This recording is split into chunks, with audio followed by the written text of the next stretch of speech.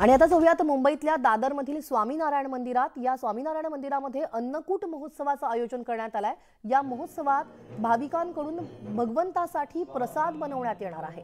या कार्यक्रमाला भाविकांनी मोठ्या संख्येने हजेरी लावली आहे।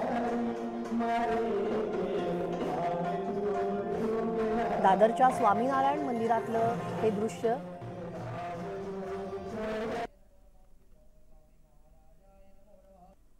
स्वामीनारायणाला नैवेद्य अर्पण केला जातोय। मोठ्या प्रमाणात हा भोग चढवला जातोय। स्वामीनारायण मंदिरात अन्नकूट महोत्सवाचं आयोजन केलं गेलंय।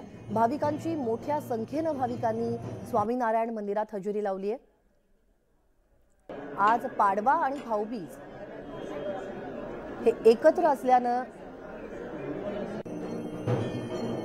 हा एक योग जुळून आलाय आणि पाडव्याच्या निमित्तानं स्वामीनारायण मंदिरात आज अन्नकूट महोत्सवाचं आयोजन करण्यात आलंय।